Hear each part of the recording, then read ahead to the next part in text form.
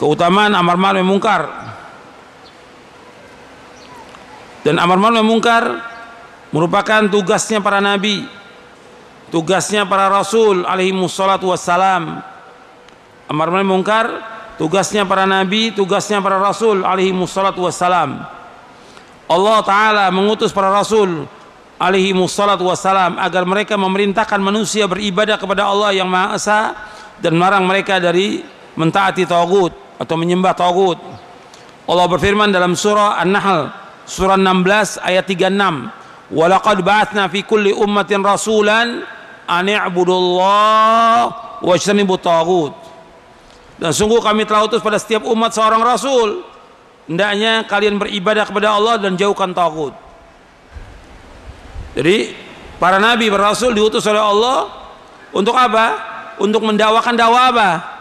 Dakwah tauhid, agar umat ini semuanya beribadah hanya kepada Allah dan agar umat ini menjauhkan segala macam yang disembah selain Allah.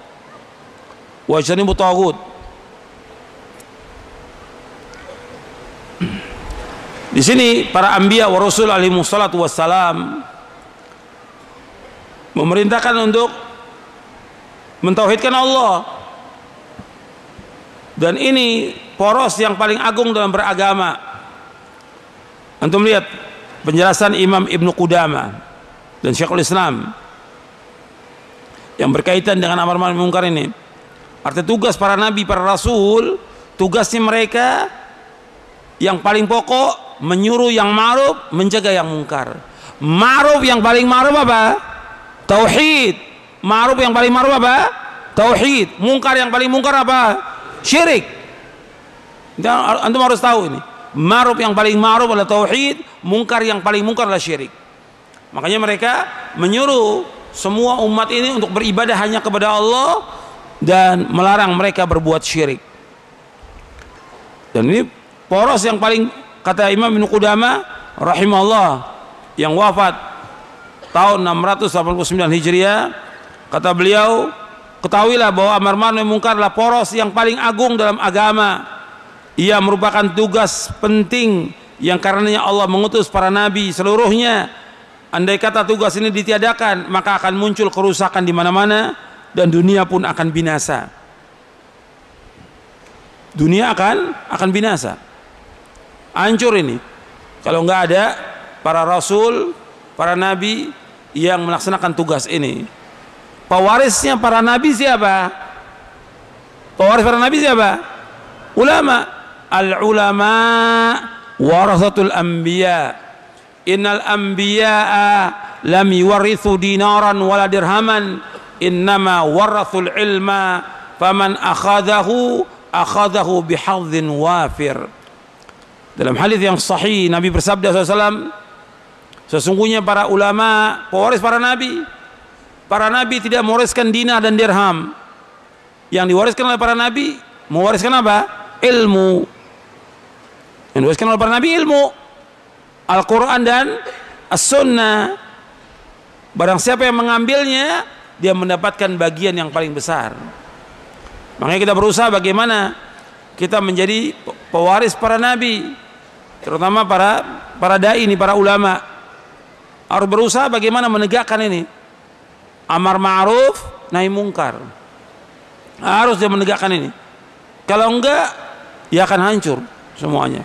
Dia akan terfitnah, dan paling berat azabnya ketika para ulama ini dia tidak menegakkan amar ma'ruf nahi munkar. Paling berat dia. Kemudian kata Syekhul Islam Ibnu Taimiyah rahimahullah, amar ma'ruf nahi munkar sesuatu yang dengannya Allah menurunkan kitab-kitabnya, mengutus para rasulnya, dan termasuk bagian yang penting dari agama. Di dalam kitab Al-Amru bil Ma'ruf wan Nahyu 'anil Munkar. Dan rasul-rasul semuanya menyuruh yang ma'ruf, mencegah yang mungkar.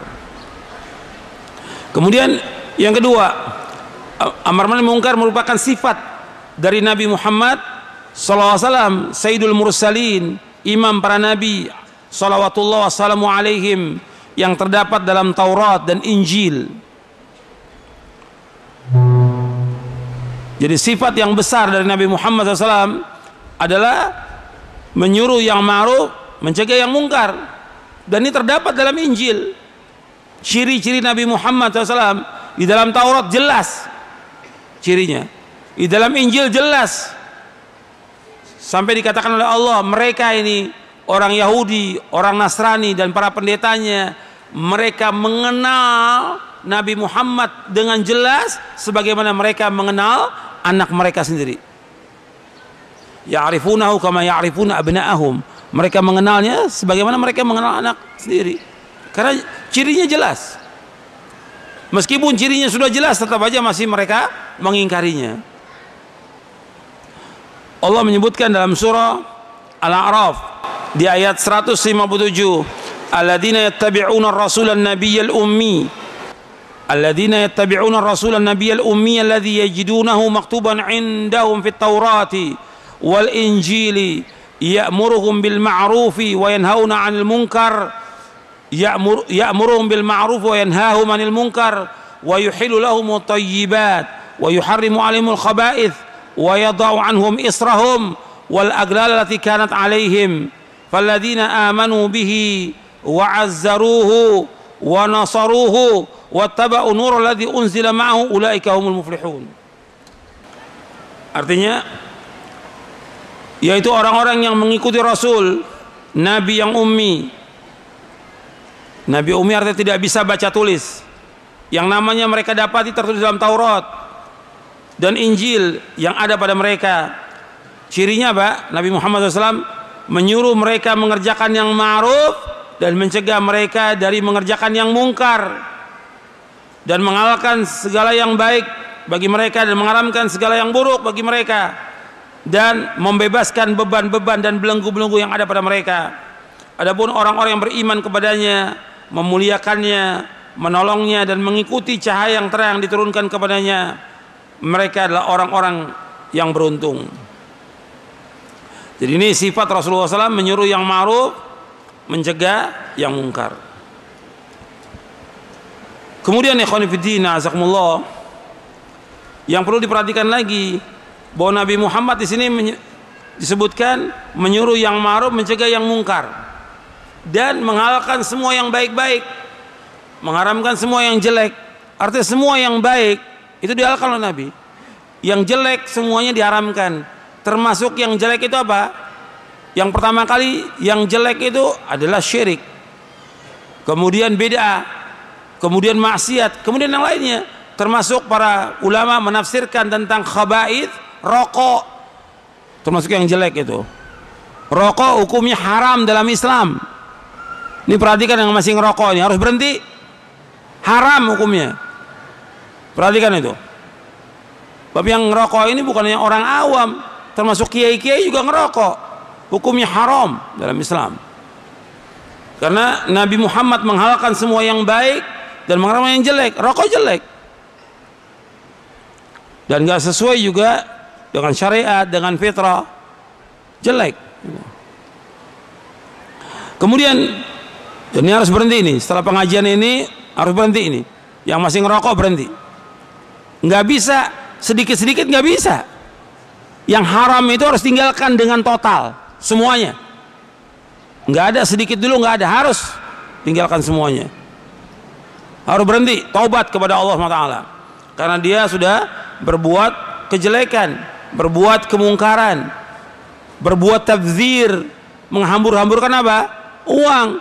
Sedangkan tabdzir temannya siapa? Temannya setan. Innal mubadzirina kanu ikhwana syayatin. Sesungguhnya orang yang mubadzir temannya setan. Di dalam surah Al-Isra. Kemudian di antara lagi amar ma'ruf munkar, di antara keutamaannya sebagai sebab keutuhan, keselamatan dan kebaikan bagi masyarakat, bagi pribadi, keluarga, masyarakat dan bangsa. Kalau bangsa Indonesia ini mau baik, dia harus menegakkan amar ma'ruf nahi mungkar, harus tegak. Nabi memberikan perumpamaan yang mudah dipahami oleh semua orang.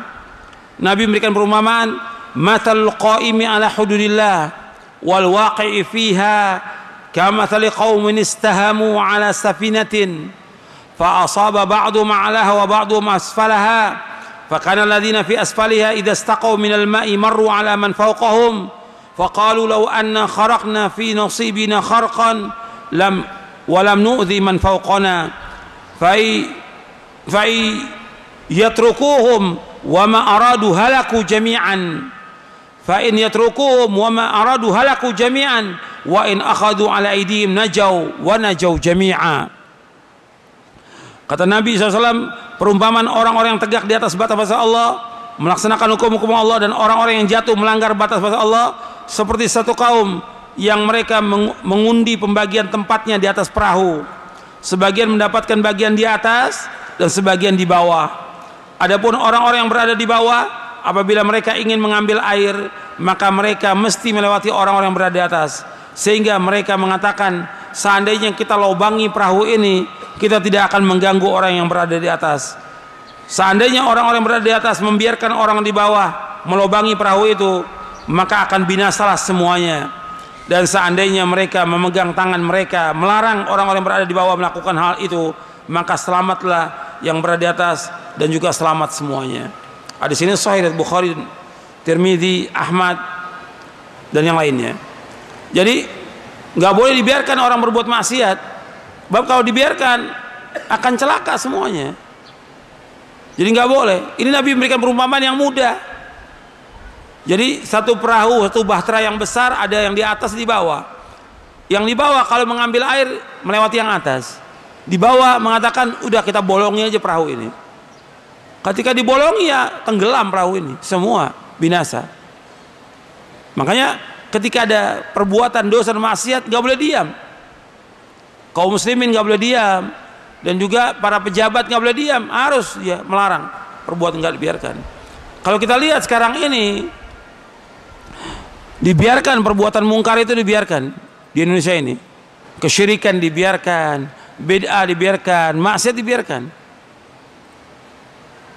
terus berkembang.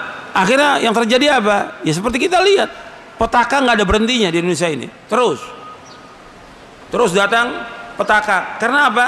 Karena dibiarkan perbuatan dosa dan maksiat, tidak larang. Dan ini belum semua. Artinya kalau seandainya semuanya perbuatan maksiat diadab oleh Allah, ini semuanya kita kena ini. Naudzubillah, nasallallahu alaihi. Dan ikhwani fiddin, azakumullah, bahwa mencegah kemungkaran, menyuruh yang ma'ruf, yang lebih berat yang mana? Saya ulangi lagi, jangan bengong, jangan tidur. Ini majelis ilmu, dengarkan baik-baik. Jangan bengong, jangan tidur. Ini majelis ilmu, perhatikan baik-baik. Saya mau tanya kepada antum, menyuruh yang ma'ruf dan mencegah yang mungkar, yang lebih berat yang mana? Yang lebih berat yang mana? Mencegah kemungkaran itu berat. Kalau menyuruh yang ma'ruf, semua orang bisa melakukan yang ma'ruf,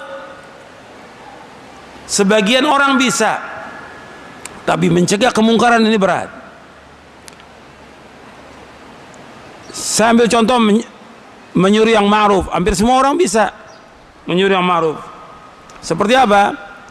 Seperti umpamanya seorang bapak, dia menyuruh anaknya untuk ke masjid, bapaknya nggak ke masjid. Iya tidak? Ini contoh yang mudah ini. Jadi anaknya suruh ke masjid, ini ma'ruf, tapi bapaknya nggak ke masjid. Semua orang bisa. Ibunya nyuruh anaknya pakai jilbab, ibunya nggak pakai jilbab. Menyuruh yang ma'ruf pakai jilbab. Tapi mencegah kemungkaran ini berat. Orang berbuat bid'ah datangi, dinasihati, kamu jangan melakukan perbuatan berat, nggak ada yang mau. Atau syirik, nggak ada yang mau mencegah. Atau yang lain, perbuatan-perbuatan mungkar yang sekian banyak ini. Makanya mencegah kemungkaran ini pahalanya lebih besar. Bahkan akan diberikan ganjaran orang yang mencegah kemungkaran seperti generasi yang pertama. Jadi mencegah kemungkaran itu pahalanya akan diberikan seperti generasi yang pertama. Antum lihat di halaman 35.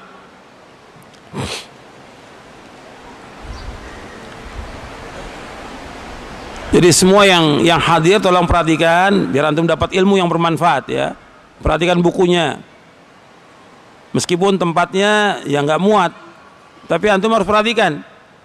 Juga yang di luar, kalau antum niatnya datang ke sini untuk ngaji, ya antum sabar. Perhatikan. Jangan kemudian sibuk dengan yang lain. Rugi nanti. Ini majelis ilmu, majelis yang dimuliakan oleh Allah, dihadiri oleh malaikat. Dimohonkan rahmat oleh malaikat. Diliputi rahmat Allah. Sayang kalau antum tidak perhatikan ini. Kita datang ke sini untuk mendapatkan ilmu yang bermanfaat. Ya tolong perhatikan baik-baik semuanya.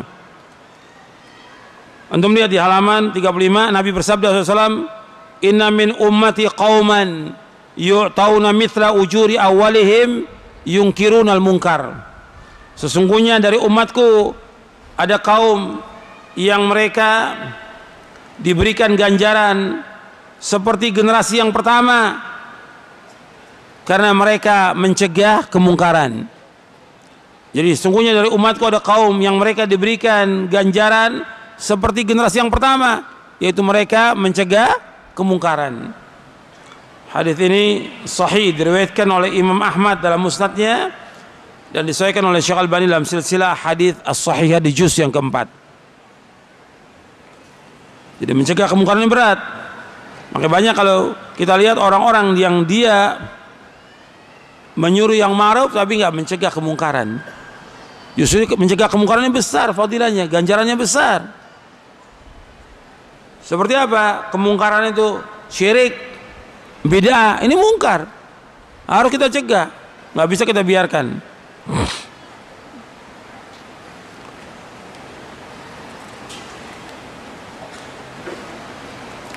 Kemudian orang yang mencegah kemungkaran itu akan diselamatkan oleh Allah.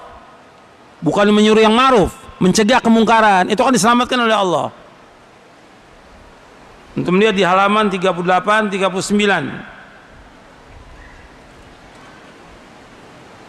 Halaman 38, 39. Ayatnya dalam surah Al-A'raf. Ayatnya dalam surah Al-A'raf ayat 164, 165. 164, 165. Allah berfirman dalam surah Al-A'raf ayat 164, wa id qalat ummatun minhum lima ta'iduna qauman illahu muhlikum aw mu'adzibum adzaban syadida qalu ma'dziratan ila rabbikum wa la'allahum yattaqun. Dan ingatlah ketika satu umat di antara mereka berkata, mengapa kamu menasihati kaum yang Allah akan binasakan mereka atau azab atau diazab oleh Allah dengan azab yang sangat keras. Mereka menjawab agar kami mempunyai alasan lepas tanggung jawab kepada Allah dan agar mereka bertakwa. Jadi ada orang-orang yang berbuat maksiat ini. Maksiat, apakah itu zina, apakah itu khamar, apakah itu narkoba, apakah itu homo. Kita tahu dan ini kelompoknya ada, kita mendatangi tempatnya. Dan itu sudah berlalu bertahun-tahun, kita ingatkan, mencegah mereka. Orang yang lain mengatakan, kenapa kamu ingatkan? Orang-orang ini pasti akan diazab oleh Allah karena udah kemungkaran, udah keterlaluan. Maksiat itu keterlaluan. Dia masih lakukan. Tapi tetap namanya seorang dai, ya tetap ingatkan. Hatta orang ini akan diazab oleh Allah, tetap diingatkan. Ketika datang azab Allah yang menimpa mereka, diselamatkan orang-orang ini. Di ayat 165-nya Allah berfirman, falamma nasu ma dzukiru bihi anjayna alladhina yanhauna 'anis su' wa akhadna alladhina zalamu bi'adzabin ba'isin bima kanu yafsuqun. Tatkala mereka melupakan apa yang diperingatkan kepada mereka, kami selamatkan orang-orang yang melarang. Artinya orang yang melarang orang berbuat kemungkaran itu diselamatkan oleh Allah. Dan kami timpakan kepada orang-orang zalim siksaan yang keras, bi'adzabim ba'isim bima kanu yafsuqun, dengan azab yang keras disebabkan karena mereka berbuat kefasikan. Jadi ketika mereka sudah mulai terus berbuat kemungkaran, kefasikan, kemaksiatan, kesyirikan, dibiarkan dan sudah diingatkan tetap demikian, diazab oleh Allah. Yang diselamatkan siapa? Orang-orang yang melarang itu. Orang yang mencegah kemungkaran diselamatkan oleh Allah. Ini dalil ini. Surah Al-A'raf 164 165.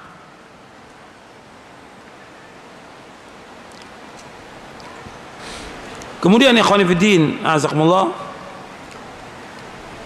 amar ma'ruf nahi munkar adalah jihad yang paling utama. Jihad. Kita melihat di halaman 45. Ini jihad yang paling utama. Nabi bersabda SAW, afdalul jihadi man qala kalimata haqqin inda sultanin jair.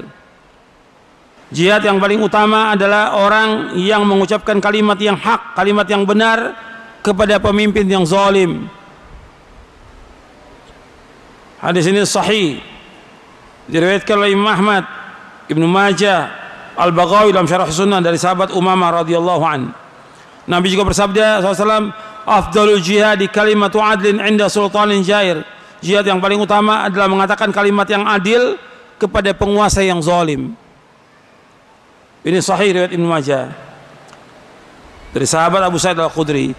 Jadi amar ma'ruf munkar jihad yang paling utama. Artinya di sini disebutkan bahwa mengatakan kalimat yang hak ini di sisi penguasa yang zalim. Artinya bukan menjelekan penguasa itu di mimbar, nggak boleh, atau ditulis di Facebook, atau disebarkan di WA, atau nggak boleh. Dalam Islam nggak boleh. Meskipun penguasa itu zalim, tetap kita harus sabar dengan kezalimannya, sabar. Tapi menjelek-jelekan, menyudutkan penguasa nggak boleh dalam Islam. Ini perhatikan ini. Kita disuruh sabar, disuruh untuk sabar. Nggak boleh kemudian kita tidak sabar. Kalau nggak sabar kepada penguasa, akan terjadi kemungkaran yang lebih besar dan terjadi pertumpahan darah dan yang lainnya. Makanya antum harus sabar. Ketika ada penguasa yang zalim, kita disuruh oleh Nabi Muhammad SAW sabar, disuruh sabar. Antum lihat di zaman sahabat aja terjadi penguasanya zalim. Di zaman sahabat, setelah wafatnya Rasulullah SAW dan wafatnya Khulafaur Rasyidin, terjadi penguasa yang zalim. Antum mungkin pernah dengar namanya Hajjaj bin Yusuf. Hajjaj bin Yusuf seorang gubernur yang zalim di zamannya pemerintah Yazid bin Muawiyah. Zalim Hajjaj bin Yusuf. Dia membunuh banyak orang, yang dibunuh kaum muslimin. Dalam riwayat Tirmidzi disebutkan dia membunuh kurang lebih ada 120.000 orang. 120.000 yang dibunuh. Di antaranya yaitu tabi'in, Abdullah bin Zubair, sahabat Abdullah bin Zubair, Sa'id bin Jubair, seorang tabi'i, seorang imam, dibunuh. Itu masih banyak lagi. Tapi Ibnu Umar tetap aja ketika dia jadi imam sholat ikut. Artinya sabar menghadapi penguasa yang zalim itu, harus sabar. Ini penting nih. Dalam kalau enggak akan timbul kemungkaran yang lebih besar nanti, seperti yang terjadi di mana-mana. Kalau kita mau perhatikan, banyak sekali terjadi kemungkaran di mana-mana dengan sebab tidak sabar. Antum lihat di halaman 118 sampai 120. Antum lihat, yang punya bukunya dilihat halaman 118 sampai halaman 120 tentang bagaimana sih kita melakukan amar ma'ruf nahi munkar kepada penguasa kaum muslimin.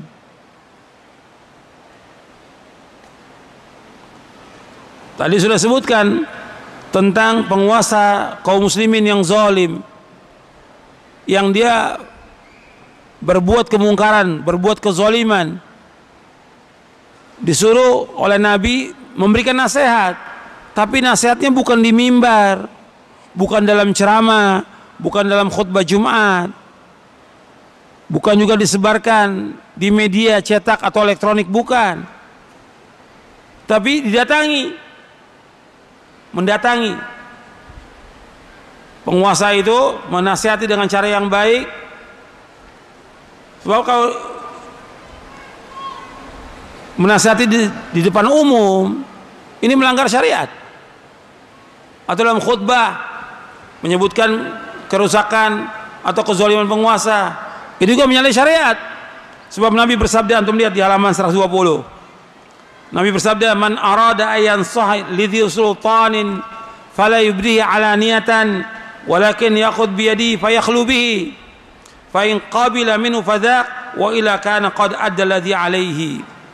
Kata Nabi SAW, barang siapa yang ingin menasihati penguasa, janganlah ia menampakkan dengan terang-terangan, hendaklah ia pegang tangannya lalu menyendiri ke dengannya. Jika penguasa itu mau mendengar nasihat, maka itu yang terbaik. Dan bila si penguasa enggan tidak mau menerima nasihat, maka sungguh ia telah melaksanakan kewajiban amanah yang dibebankan kepadanya. Hadis ini sahih, riwayat Ibnu Abi Asim dalam kitabnya As-Sunnah, dan juga riwayat Imam Ahmad dan Hakim. Jadi disuruh apa? Menasihati, mendatangi penguasa, bukan di mimbar, bukan di tempat umum, bukan di media cetak atau elektronik, nggak boleh dalam Islam. Ini pesan Nabi. Makanya kata Imam Ibnu Qayyim, antum lihat di atasnya, di halaman 120 di atasnya, kata Imam Ibnu Qayyim rahimahullah, sesungguhnya Nabi SAW mensyariatkan kepada umatnya untuk mengingkari kemungkaran agar dengan pengingkarannya itu tercapailah perbuatan ma'ruf yang dicintai Allah dan Rasulnya. Apabila mengingkari kemungkaran menimbulkan sesuatu yang lebih mungkar daripadanya dan lebih dimurkai oleh Allah dan Rasulnya, maka tidak diperbolehkan untuk mengingkarinya meskipun Allah membenci dan memurkai pelakunya.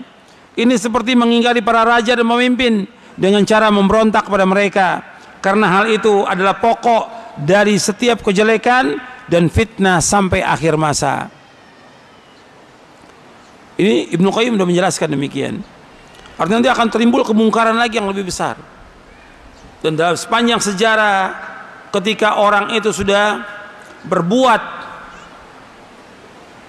kemungkaran, artinya penguasa melakukan kemungkaran, zalim, rakyatnya juga berbuat kemungkaran dengan memberontak kepada penguasa, yang terjadi pertumpahan darah sepanjang sejarah ini.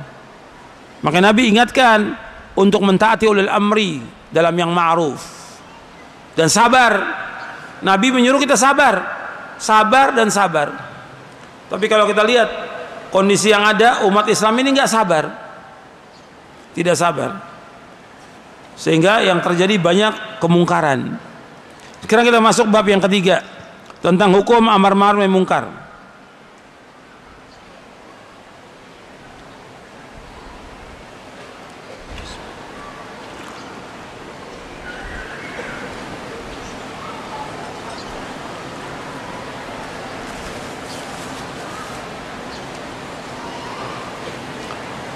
Hukumnya,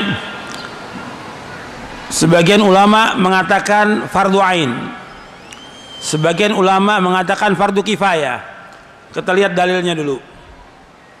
Dalilnya Allah berfirman dalam surah Ali Imran ayat 104, wa takum minkum ummatun yad'una ilal khairi wa ya'muruna bil ma'ruf wa yanhauna 'anil munkar wa ulaika humul muflihun. Dan di antara kalian ada segolongan orang menyuruh pada kebajikan, menyuruh berbuat yang ma'ruf dan mencegah dari yang mungkar, dan mereka itulah orang-orang yang beruntung. Di sini Allah menyebutkan hendaknya ada di antara kalian umat yang menyuruh yang ma'ruf, mencegah yang mungkar. Bahkan ketika Nabi Muhammad SAW menyebutkan tentang para sahabat ini generasi yang terbaik dari umat ini. Dan Allah menyebutkan dalam Al-Quran, Nabi menyebutkan khairun nas. Allah menyebutkan dalam Al-Quran para sahabat, antum lihat ayatnya di sini, kuntum khaira ummatin ukhrijat linnasi ta'muruna bil ma'ruf wa tanhauna 'anil munkar wa tu'minuna billah. Kalian sebaik-baik umat yang ditampilkan di tengah-tengah manusia, menyuruh yang ma'ruf, mencegah yang mungkar, dan beriman kepada Allah. Artinya Allah menyebutkan di sini kalimat kuntum ini kepada siapa? Kuntum, kalian ini kepada siapa? Sahabat. Dalam surah Ali Imran ayat 110, kepada para sahabat. Jadi kalau kalian ingin masuk sebagai umat yang terbaik, harus menunaikan syaratnya. Syaratnya apa? Amar ma'ruf, nahi mungkar. Sekarang umat Islam sudah memenuhi syaratnya belum? Umat Islam belum. Kalau mau jadi sebaik-baik umat, harus menyuruh yang ma'ruf, mencegah yang mungkar. Dan juga mereka harus mengikuti jejak generasi siapa? Sahabat. Karena yang dipuji oleh Allah di sini para sahabat. Kalau umat Islam ingin mendapatkan predikat sebaik-baik umat, harus mengikuti jejak para sahabat. Kemudian setelah itu mereka mengikuti dan melaksanakan perbuatan yang ma'ruf dan mencegah yang mungkar. Harus mencegah yang mungkar. Makanya para ulama setelah membawakan dalil ini ayat-ayatnya banyak, saya nggak bacakan semuanya. Sampai Luqman aja menyuruh anaknya untuk menyuruh yang ma'ruf. Luqman kepada anaknya, ya bunayya aqimis shalah wa'mur bil ma'rufi wanha 'anil munkar wasbir 'ala ma asabak inna dzalika min azmil umur. Wahai anakku, dirikanlah salat, suruhlah yang ma'ruf, cegah yang mungkar, sabar atas apa yang menimpa kamu. Sesungguhnya yang demikian itu termasuk perkara yang penting. Surah Luqman surah 31 ayat 17. Dan Nabi bersabda SAW, man ra'a minkum mungkaran, dari Abu Sa'id Al-Khudri radhiyallahu anhu, ia berkata, aku mendengar Rasulullah bersabda, man ra'a minkum mungkaran falyughayyiru bi yadihi fa illam yastati' fa bi lisanihi fa illam yastati' fa bi qalbi wa dzalika adhaful iman. Barang siapa di antara kalian melihat kemungkaran, maka hendaklah ia mengubahnya dengan tangannya. Jika ia tidak mampu, dengan lisannya. Jika ia tidak mampu, dengan hatinya. Dan itu selama-lama iman. Hadis sahih riwayat Muslim, Ahmad, Abu Daud, Nasai, dan Tirmidzi. Di sini Nabi mengatakan barang siapa melihat kemungkaran, roba dengan tangannya. Roba dengan tangan bagi siapa? Bagi yang mampu. Seperti orang tua. Orang tua ini punya kemampuan karena dia punya kewajiban menyuruh istri dan anaknya. Anaknya merokok, dia harus ambil itu dengan tangannya. Atau dia pegang gelas homer, dia harus ambil, harus pecahkan itu. Karena orang tua dia punya kemampuan. Atau ulil amri, dia punya kemampuan. Tapi kalau kita secara umum nggak punya kemampuan, paling kita dengan lisan mengingatkan. Ingatkan ini maksiat, ini nggak boleh. Jelaskan dengan cara yang baik. Gitu. Sebab dasarnya harus dengan ilmu nanti. Jadi yang punya kemampuan roba dengan, nggak mampu dengan lisan, nggak mampu dengan hati. Dan ini harus kewajiban semua orang. Kalau dengan hati, semua orang wajib mengingkari dengan hati. Kalau nggak ada iman lagi. Kalau tidak ada iman. Jadi mengingkari kemungkaran dengan hati ini kewajiban setiap individu mukmin dan mukminah, wajib mengingkari dengan hati. Adapun menyuruh yang ma'ruf, mencegah yang mungkar secara umum itu hukumnya fardu kifayah. Hukumnya wajib, tapi wajib bukan wajib ain, wajib kifayah. Seperti yang disebutkan oleh Imam An-Nawawi, antum lihat di halaman 51. Kata Imam An-Nawawi, telah banyak dalil Al-Quran dan As-Sunnah serta ijma yang menunjukkan tentang wajibnya amar ma'ruf mungkar. Maksudnya wajib kifayah.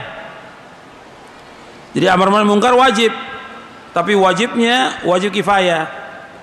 Seperti yang dijelaskan oleh Imam An-Nawawi di halaman 53. Antum lihat halaman 53. Kata Imam An-Nawawi rahimahullah dalam syarah Sahih Muslim, kata beliau, menyuruh yang ma'ruf dan mencegah yang mungkar hukumnya adalah fardu kifayah. Halaman 53. Syekhul Islam juga demikian mengatakan, Kata Syekhul Islam Ibnu Taimiyah rahimahullah, kata beliau, amar ma'ruf nahi munkar adalah wajib bagi setiap muslim yang memiliki kemampuan. Amar ma'ruf nahi munkar adalah fardu kifayah. Jadi bukan fardu ain, fardu kifayah. Artinya sebagian orang aja. Tidak setiap individu wajib, tidak. Sebagian orang yang mampu dan dia berilmu untuk mencegah kemungkaran. Bukan semua orang.